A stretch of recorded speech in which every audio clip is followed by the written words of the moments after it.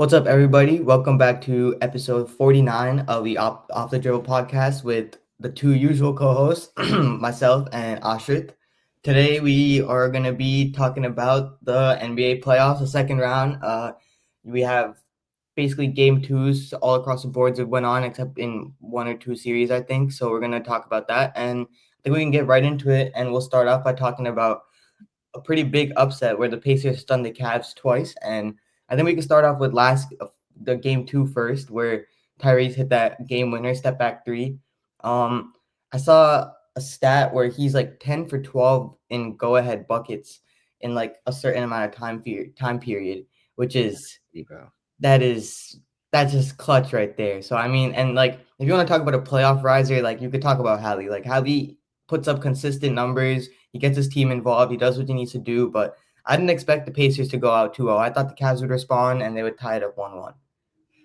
It's tough to gauge because obviously their best defensive player was out, their point Yeah. guard was out, Mhm. they're probably the third best defense player is also out. Yep. But the Pacers really like are presenting the Cavs with a lot of issues, and it all comes around their pace. Like their pace of play is so consistently fast, and they have 10 guys, kind of like the Thunder, that can play consistent minutes on like any team. They have Jarris Walker, a 7th overall pick, as their 10th man.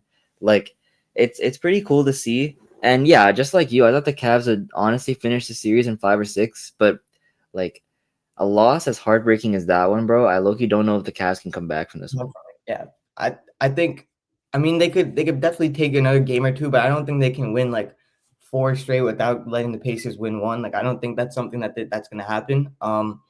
Like you said, I mean, the Pacers are probably like the second deepest team in the league apart from the Thunder. Like their bench goes, they play like 9 deep even in the playoffs, and you don't really see that. You don't see that a lot come playoff time. A lot of teams stick to like some teams stick to 6 to 7 man rotations like the Knicks. So, I mean, depth really plays a big part, especially when you want to make a deep run because you're gonna have like your stars might get gassed at certain points. So having those kind of players that can come in for those 5-10 minutes and still keep a constant impact is good. And like you said, I think their pace is what is insane because last year they had crazy pace, but their defense was terrible. But this year they kind of have that mix of like playing aggressively on the defensive end, kind of especially on the perimeter wise. I feel like what they do is they lock up on the perimeter, and I mean they have really underrated guard perimeters. Like Nemhart is, in my opinion, a very very good perimeter guard.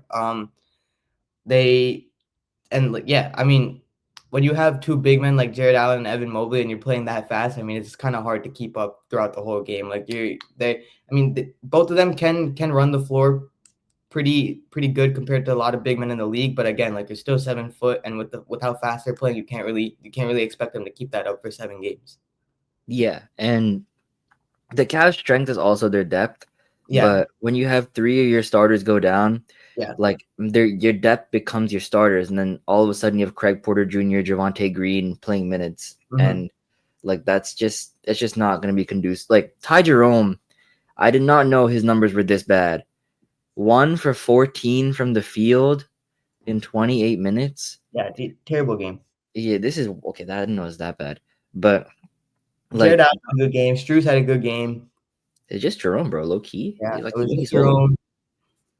own. But they all played like like Strus giving you 23 is something that like you don't really pencil in. Jarrett Yeah, Allen, you gotta capitalize on those kind of things. yeah. And I don't know. Like I just think the Pacers I didn't think this would be the case going into the series, but I low-key just think they're too deep. Yeah, Like you can't like it's not like Tyrese had an exceptional game. Like he he had did. 17 points. He Yeah, had just had a really, really solid game. But when you get 19 points from Tyrese, you get 23 from Neesmith, 23 from Turner, you get 13 and 13 from Nemhard, you get 20 from Matherin.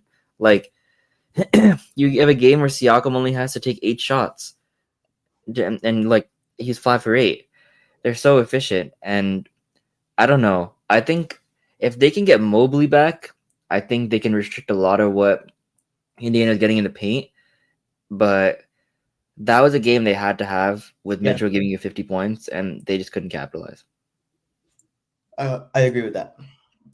But honestly, I think we're probably more shocked about this series because like the Celtics have been relatively healthy. I mean, Porzingis still has that weird illness that apparently doesn't let him like play more than 12 minutes a game. But like, and Tatum has like the terrible in the playoffs illness again. Yeah. But man, the Knicks, when they see themselves go down 20, some switch just flips or something, or the Celtics just become terrible.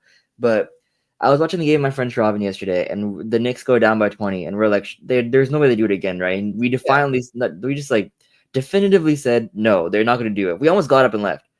And all of a sudden, Josh Hart hits a corner three to cut it to 17. Then Deuce Bryan hits a wing three to cut it down to 13. And then they they end the third quarter down 12, and we're like, okay, this is a little interesting. But then when they open up the fourth quarter, Peyton Pritchard hits two straight threes, and it goes back up to 18 again. We're like, okay, there's no way they come back.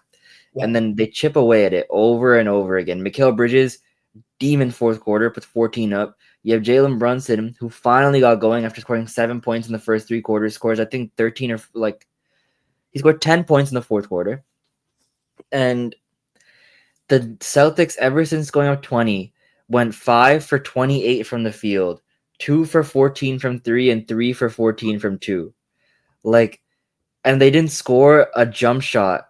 Like, they didn't score a shot that wasn't a dunk for the last 8 minutes and 36 seconds of the game.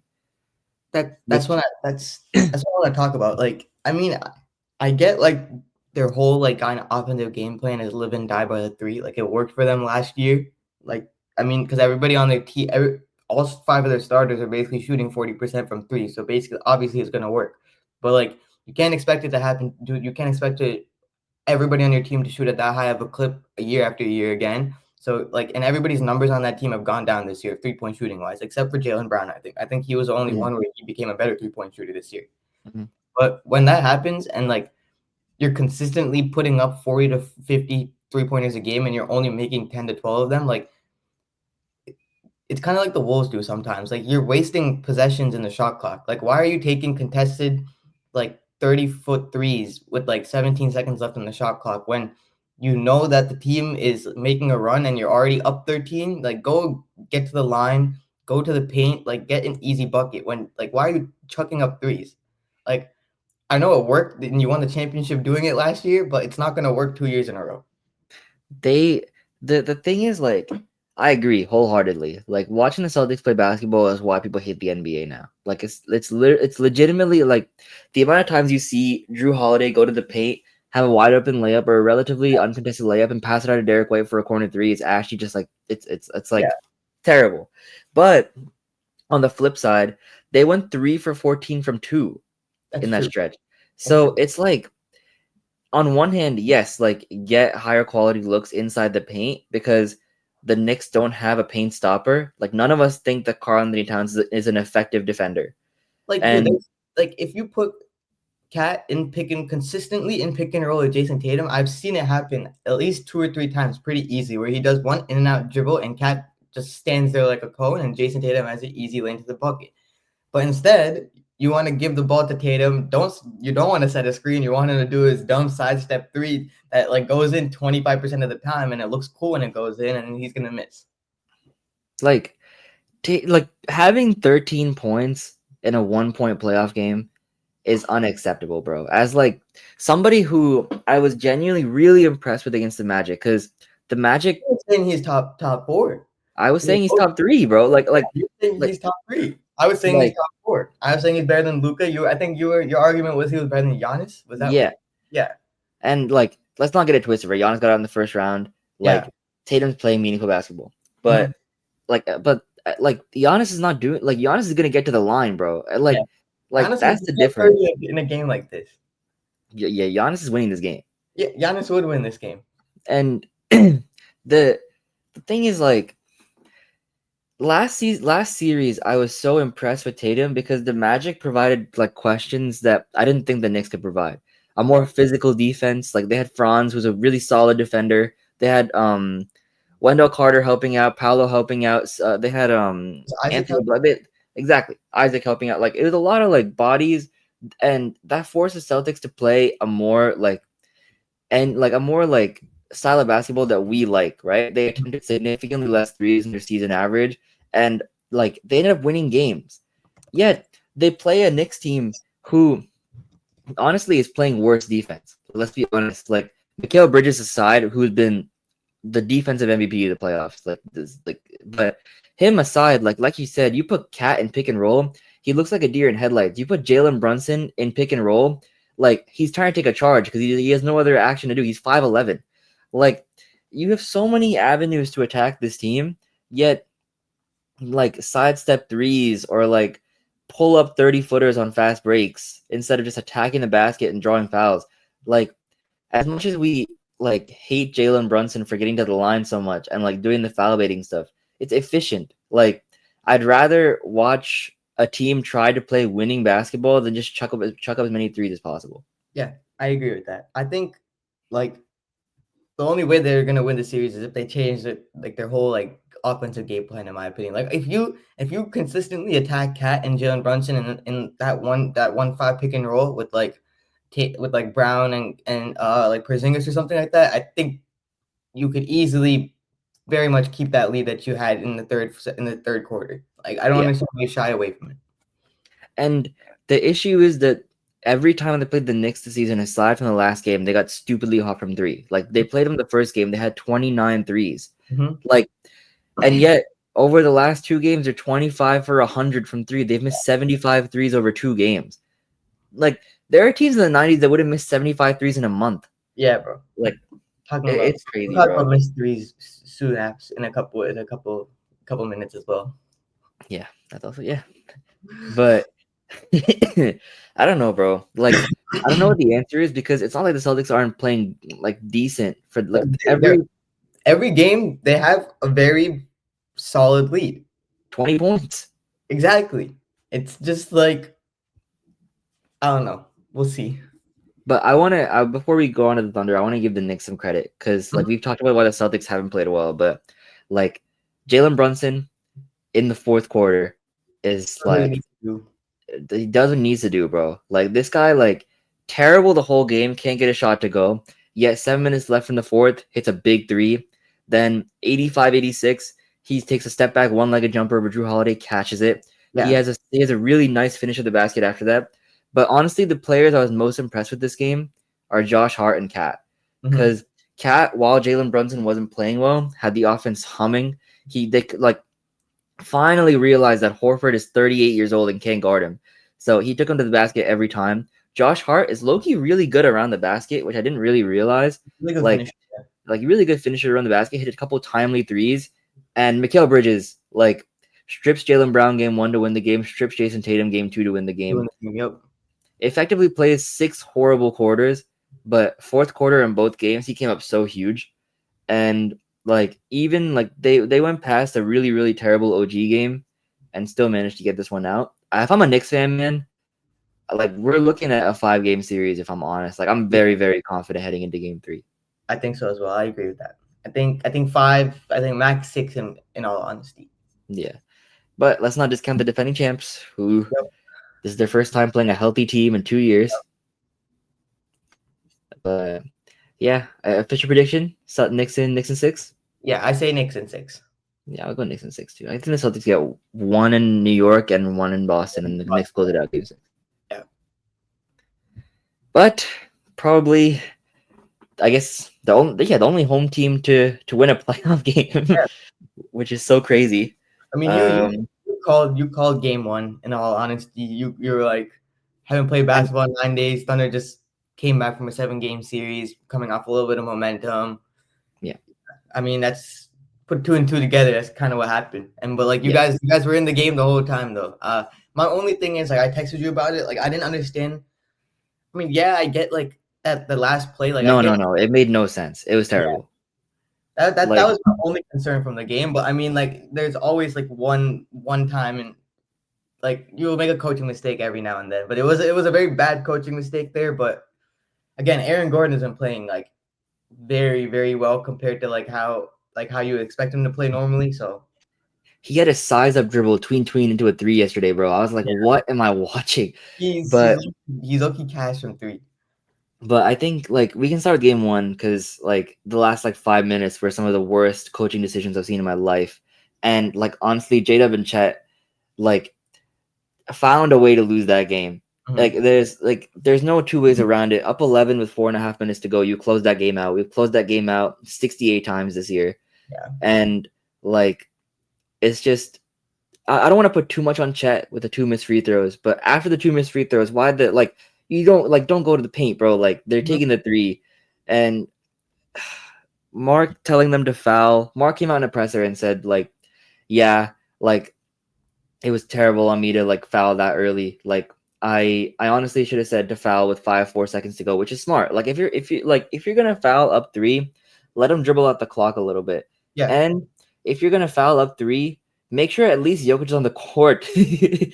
Because we gave him a chance to make two free throws, sub Jokic back in the game, Yeah. and it's just a lot easier when your best player is playing well. But the second thing I was concerned about that game is guarding Jokic, because I think we played him 41 and 22. You'd be like, oh, you're pretty upset with that game. I wasn't too mad because we turned him into a scorer. He had 5 assists and 6 turnovers, but I wasn't pleased with how easy he was getting to the glass and how easy he was getting to the line and how easy he was able to put Hartenstein in foul trouble and Chet in foul trouble.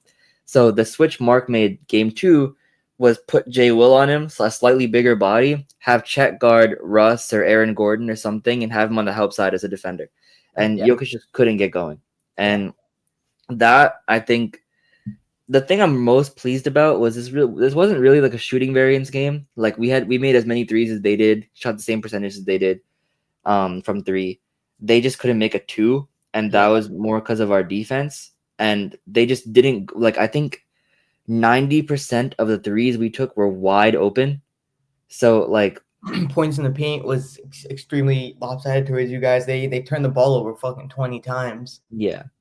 So I this is the basketball that we play, and I don't know, man. People were saying Shea was having a rough playoffs. All of a sudden, he's leading the playoffs in points per game. All Yeah. of a sudden, he's shooting 50, 30, 90 from the field in the playoffs. My It thing always happens, man. when you play Jokic, I think most teams what they do is I take away his ability to pass and get his teammates involved, but let him get his own. Let him get 40 and his 10, 15 rebounds. But when you're able to shut off him scoring and his ability to not even put shots up and also his ability to get his teammates involved, he only had 6 assists. And for Jokic, that's nowhere near Jokic numbers. And also I Six think assists, he six had turnovers. he had 6 turnovers. Yeah, a 1-to-1 assist to turnover ratio means you got to be doing something right. So when you're shutting off his ability to not get his teammates involved and also not score the basketball, I mean, he's only out there to rebound at that point. So that, and once their whole offense is surrounded around Jokic, you can tell the 2 or 3 minutes he's off the court, it's a lot. They don't really know what they're doing. I mean, they run their set plays and everything, but they don't really get good shots because you don't have as much attention off of Jokic anymore. But when he's on the court, everybody's focused on him. So when he's not going, nobody else on the team is gonna get in a rhythm as well. So as long as you guys just keep, I feel if you keep him between even 20, let him get 25 and still shut off his ability to get his teammates going, get him under 6 assists with 6 turnovers, 4 turnovers every game. I think that's a recipe to success. You want to know what the offensive rating of the Thunder was when Shea was on the court yesterday? Oh, is it? 170. Jesus Christ! Wow. That won't happen again. Yeah. But and Shea likely won't have a 35-point game shooting 90% from the field again. Mhm. But it just goes to show this was very replicable. It's what we're capable of. And Nuggets fans complaining about fouls, bro. Forget that Jokic shot 12 free throws in the fourth quarter last game. You're not losing by 43 points because of fouls, bro. Come on now. Terrible. You're down 50 at one point of the game. Would have been down 70 if we kept Shea in 2 more minutes. Yeah. It's terrible. Prediction for me, I think you guys take it in 5 because again, if you guys don't make those mistakes you made in that first game that you guys usually don't make, that you didn't make throughout the regular season, I mean, you're taking that game as well. So I think you guys are locked in now. I mean, you had that one game lapse, but I think you guys, I think you'll put it out in 5. Yeah, 5 or 6. I don't really see it going 7. But yeah, I don't see it going to 7. That's what I told you. I said I really felt confident the Thunder would lose game 1. Mm-hmm. I really felt confident they would beat the brakes off them game 2. Yeah. and I think they'll win Game 3. Yeah. And this is exactly how I feel about this series as well. Mhm. I think you guys are gonna destroy the Warriors today. Like Yeah. you guys have just been shooting so bad. I think the number Like is like 10 for 72 or something like yeah, that. I think 12 for 76 is what it ended up being. But this is like, and it doesn't hurt that the Warriors' best player is out for the next 4 games. Mhm. But Like if if Steph was playing, like I would still be really concerned because like you want to like in my opinion like how it works for shooting like I think you're still gonna keep shooting bad until I see it like until like you see the ball go down. So I felt like if we shot the way we're shooting the last couple of games like we weren't winning that series and it was gonna end quickly because throughout the regular season we were I think a top 5 to 6 3-point shooting team consistently like throughout the season. And if Ant's shot's not falling then like his whole game is kind of off because recently his finishing has been off a lot, and I don't know if you've noticed, like he gets to the rim a lot now. Like 'cause he's kind of abandoned the three, especially in game one against the Warriors, because it wasn't going down for him at all. But he got to the rim, he just couldn't finish the ball. So when he's not finishing and when he can't make a three, I mean, like his whole game is off, and you can really see it. Finch kind of told him, like told it in the presser, he was like, I mean, you're our best player, you're like the leader of the team, you kind of have to go out there and set the tone, and you didn't do that in game one. And I think collectively the whole like Wolves roster, they all know that like they played really bad defensively. They even said Dante said, Jaden said they all were not locked in defensively, they didn't follow the game plan. So I think it's like a mix of like not playing basketball in like 6 7 days, just coming out a little bit flat and also like not really knowing what to expect because again, like we also didn't know who we were playing like the day before we played too because the Rockets Warriors game was game 7. So like I mean you're probably preparing for both teams, but it's hard to prepare for two teams rather than focusing on one. But that's not an excuse. But I think with Steph hurt, even if Buddy has a game like he did today, they don't really have anybody else outside of Buddy and Jimmy to really do anything. Draymond hit 5 threes last game. He went like 4 for 5 in the first quarter. I don't no, he think does that shit again. he's not doing that ever. He's not doing that again. So yeah, I think we win game 2, game 3, and in my opinion, we can win game 4. There's a possibility Steph comes back game 5, game 6. So it's gonna be crucial to win that we very much take advantage of these next 3 games. Yeah, I think Jimmy gets him one more before Yeah, I Steph think comes back. I think it goes 6 or 7, yeah. but I really like 7 I would be scared, but I think 6 if it goes to 6 we can get it done. yeah. But I think the biggest thing is just shooting, bro. Because like, who are they gonna start instead of Steph? Pods? Yeah. Pods, Hey, Buddy, who would run the point? Buddy, Moses, no, Jimmy and Draymond. That's such a small team. I mean, they've been playing small the whole year. Yeah, because you're just replacing. Yeah, I mean, yeah, Maybe that's who they start Gary Payton. maybe, and then they're probably gonna play Kuminga a little bit now too. They played him. They were playing him like at least. I think he played at least like 10, 15 minutes once Steph got hurt. He's so bad, bro. Kuminga. Like, yeah, I mean, what do you expect? Like, if you don't play at all, and then you're told to just come back into the game. You're told to come into the game. Like, I mean, I think I think he's really good. Like he he does was really good. not really good. I think he can be really good. He doesn't get the opportunity to like show what he can do. He's But there, really okay, there are some plays against you guys, or maybe against the Rockets, where like he's missing. He's just missing layups, bro. yeah Like that's my thing. And I there's something about Steve Kerr, bro, because he always benches such interesting players like Tatum in the Olympics. But and Loki looks like Loki looks like he was cooking with the Olympics thing, yeah because Tatum's Tatum's not playing well right now, right now yeah. like in high lever situations. And I guess I trust him. I guess he trusted he sees something in Kuminga in practice, or maybe Kuminga just did some fuck shit or something in practice that like It's definitely something that we probably like nobody knows about. yeah. Yeah, But I mean, there's got to be a reason he's playing like Gui Santos minutes instead of yeah. Kuminga, right? There's Surely. no way Gui Santos should be playing. That's Yeah. crazy work, bro. Yeah. But I mean, official predictions. I got y'all today by 15. I Yeah, think Ant finally gets it going. That's like He, man, he's had a couple rough games in a row. had a lot. He hasn't, in all honesty, he hasn't had like a crazy playoffs. He had like two really good games against the Lakers, and then three like Game average 3 and games. 4. Yeah, He was really good. like three average games against the Lakers. Game one was very bad. Yeah. He really needs to get it going. Especially if like we see you guys in the conference finals. I mean, like an ant that had like an ant that played like how he played in the Western Conference Finals last year. I think you guys would beat the brakes off us in 4 games so easily. Like we wouldn't even be able to take a single game.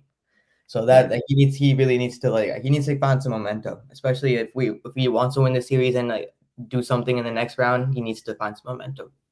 Yeah. But Julius has been playing really well. I will give that to him. Yes. He shocked me, bro. Yeah, he's like the one player on the team like where if Ant's not getting it going, him and Nas kind of like when Nas isn't in foul trouble, he is like very consistently like our next like third option as in terms of like putting the ball in the basket like consistently. But again, like he's in foul trouble a lot. Like he needs to shy away from that.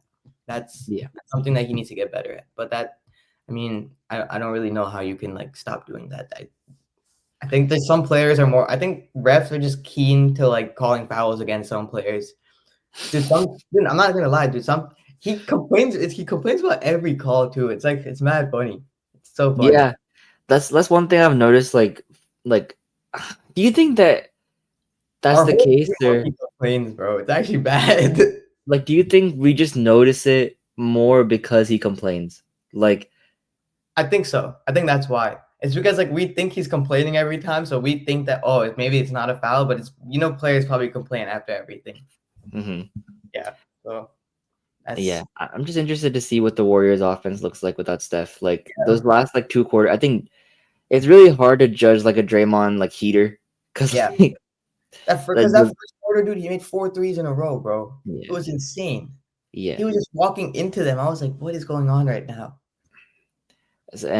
But you bring up the foul trouble thing just before we end the pod. Yeah.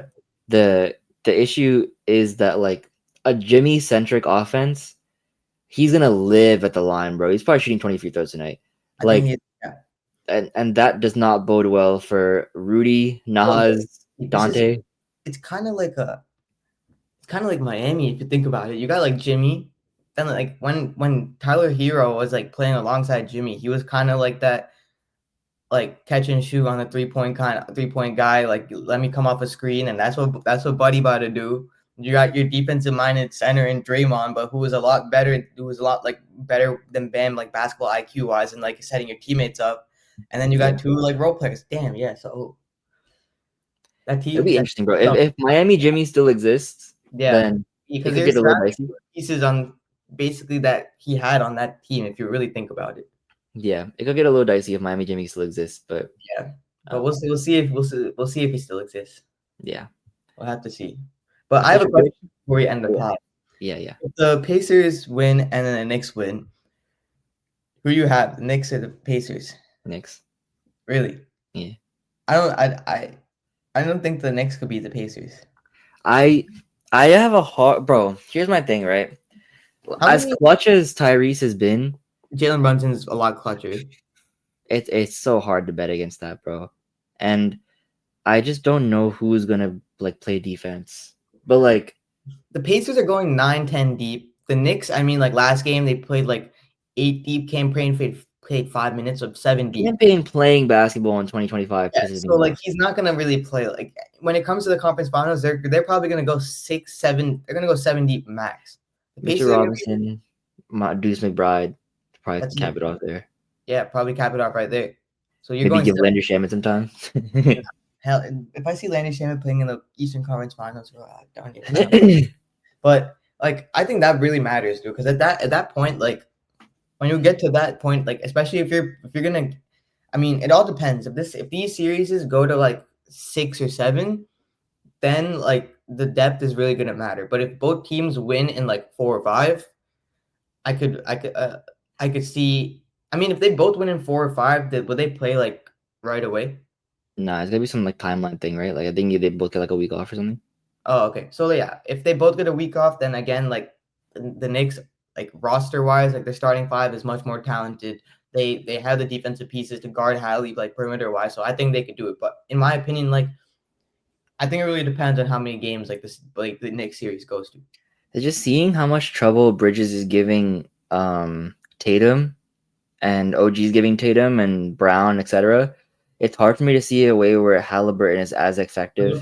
They put OG on Pascal and then Bridges on Hallie, right? Hallie. Yeah, and Bridges would hope. If Bridges plays like he's playing right now on defense, bro, that's clamps. I'm not gonna lie. And you have Cat taking Miles Turner. Pause. That would be like great. I don't know, bro. Like Miles Turner is only slightly effective today because he's in the paint. Yeah. That guy out in the perimeter trying to guard Cat. But then again, like on the flip side, you have Cat trying to like keep up with Hallie and a Miles Turner pick and roll, or like Cat trying to run the floor with Miles Turner constantly. It's not gonna work. Could get dicey too. Yeah. I mean that it'll be a good. I think that it'll go to 7. Like again, it's gonna go 100% go 7. 100% it's gonna go to 7. It'll be crazy. But I think that I just wanted to ask that because that would be really interesting if that happens. Maybe I just like the Knicks more, bro. I don't know. I like the Knicks a lot, low key. I think the Pacers are just like a small market team. So like I feel like if they do end up going to the finals, that'd be like hella cool. That'd be pretty dope. Imagine. I'd love to see the Pacers in the finals, bro. Holy. That'd be so easy for you guys. Oh my god. Wait. That'd be so great. That'd be like, dude. Like, no, but no one would give us credit for that ring, bro. Like, we'd have not. It was still a ring. Everyone would be like, "Oh, I played the fucking Pacers in the finals. Like, he played Tyrese Halliburton." It's not like the Pacers have like a Mickey Mouse run this year. They do, low key. The Cavs are down 4 starters or 3 starters or something. Yeah, let's call a spade a spade. Yeah, we'll call it. Yeah, it's like a middle of a pack run. It's nothing crazy. It's not a Celtics last year run, but it's also not like the most grueling championship run of all time, you know? Yeah, exactly. Yeah, I agree. But yeah, it's gonna be interesting, bro. The playoffs have been so good so far. I'm so hyped. I think this is the most viewed playoffs in NBA history, if I'm correct, or in like the past, at least in the past like 10 years. 15 years. So that's good. I mean, they're letting them play a lot more, which I think is good. I mean, at the same time, like you have to be that's the last thing I think we need to talk about. Like I see times where like you let certain teams play more than others, so you got to be consistent with like calls on both sides. Like if you're not calling it for that team and like letting them play a lot harder and more physical, you got to do it for the other team as well. Or just like keep it consistent game to game too. Like like one game they'll call it really aggressively, and next game you go into thinking like, okay, I could press up, I could be a little bit more aggressive, but the refs again like. Maybe they woke up on the wrong side of the bed and they'll call ticky-tack fouls. Like, I don't think, like... Yeah, like yesterday, like, they let us play so physical in the first half. Like, we were able to body Jokic, body Gordon, like, do a lot of, like, they're complaining a lot. Yeah. Bitches. I feel like that's what happens. Like, they complain in the beginning after the first half of the game. Like, they're like, oh, he's grabbing me the whole game. And they start paying attention to it more. And then the second half, we have 5 fouls in the first 90 seconds of the game. Yeah. They were in the bonus for 10 minutes. It's ridiculous. Like it's too OD, bro. But... Yeah. But like overall, I think they've been like decent with like fair, bro. Yeah, but yeah, I think we'll probably reconvene once a couple more of the games happen, probably in like 2, 3, or 4 days. So yeah, just keep sticking with us. Hit us on our socials on Instagram at YouTube at OffTheDribble Pod, and yeah, we'll see you guys next episode. Peace.